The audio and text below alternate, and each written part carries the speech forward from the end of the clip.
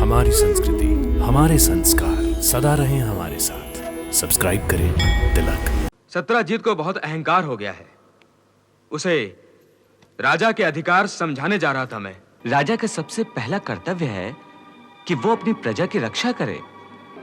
एक राजा को अपनी प्रजा की संपत्ति को बलपूर्वक छीनने का कोई अधिकार नहीं है। राजा पालक होता है, घातक नहीं। फिर हम अधर्म के मार्ग पर कैसे चल सकते हैं दाऊ भैया? यन्मण्डलं देवगणैः सुपूजितम्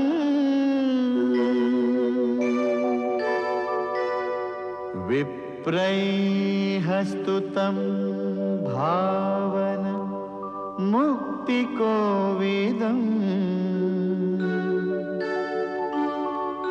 तं देवदेवं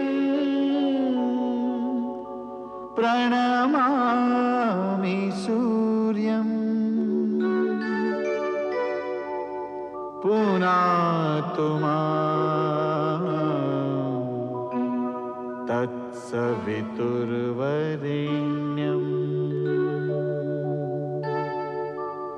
तत्सवितुर्वरेण्यम्।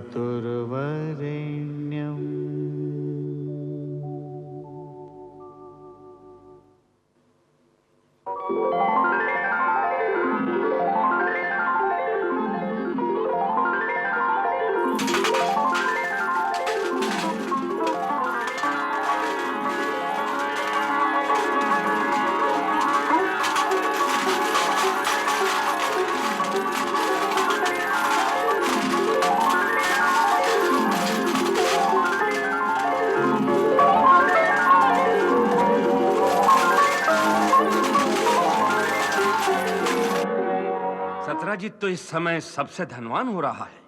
होगा क्यों नहीं, उसे समयंतक मणि जो प्राप्त हो चुकी है। सुना है कि वो मणि उसे प्रतिदिन 20 मन सोना देती है। हाँ, सुना तो मैंने भी ऐसा ही है। परंतु ये मणि उसे मिली कहां से?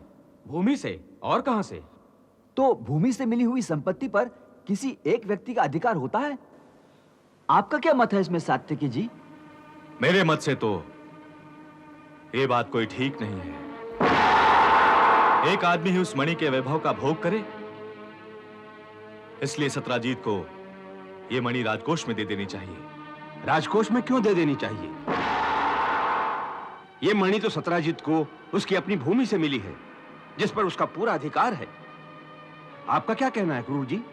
केवल इतना कि द्वारिका राज्य के स्वामी द्वारिकाधीश हैं। उन्होंने ही इस राज्य का निर्माण किया है और वे ही यहाँ के जल, थल और आकाश के स्वामी हैं। इसलिए भूमि के नीचे की संपदा भी उन्हीं के अधिकार क्षेत्र की बात है। सात्यकी का भी यही कहना है।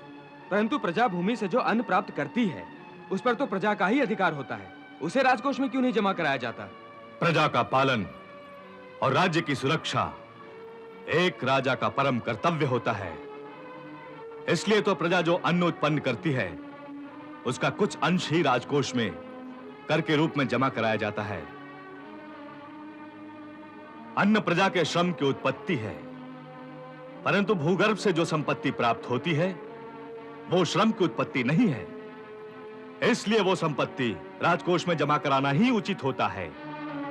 समंतक मणि के लिए राज्य में रक्तपात हो सकता है और सत्राजीत किसी आपत्ति में फंस सकता है। राजा को मणि देने से वो भी सुरक्षित रहेगा और द्वारिका राज्य के वैभव में भी वृद्धि होगी। अंततः सत्राजीत तो इसी राजवंश का एक हिस्सा है। परंतु ये बात सत्राजीत को समझाएगा कौन? मुझे कुछ समझाने की आवश्यकता नहीं है।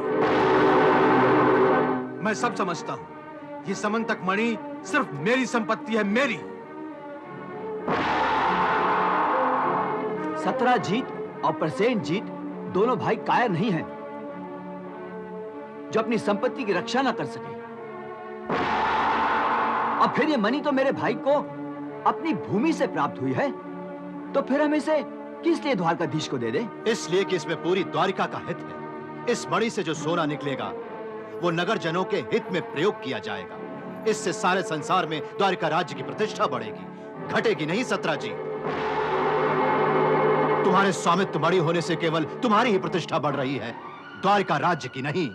आप कुछ भी कर लें अक्रूर जी, मैं आप लोगों की चाल को अच्छी तरह से जानता हूं। मेरे भाई को बहला फुसलाकर किसी न किसी तरह से द्वारकाधीश इस मणि को हत्या लेना चाहते हैं, और उन्होंने अपना दूत बनाकर आप लोगों को भेजा है।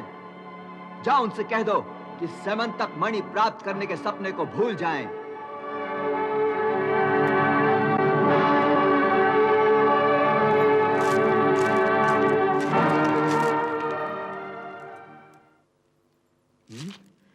सत्यराजित का इतना साहस कि वो द्वारिकाधीश को चुनौती दे।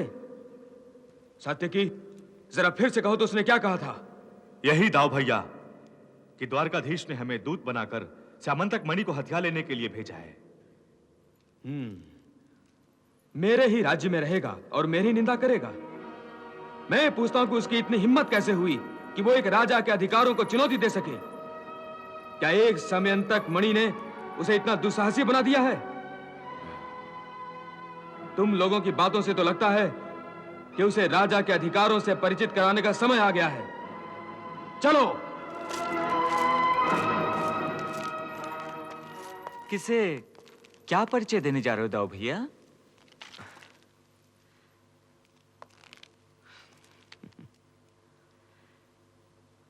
कुछ नहीं कन्हैया, सत्यराजीत को बहुत अहंकार हो गया है।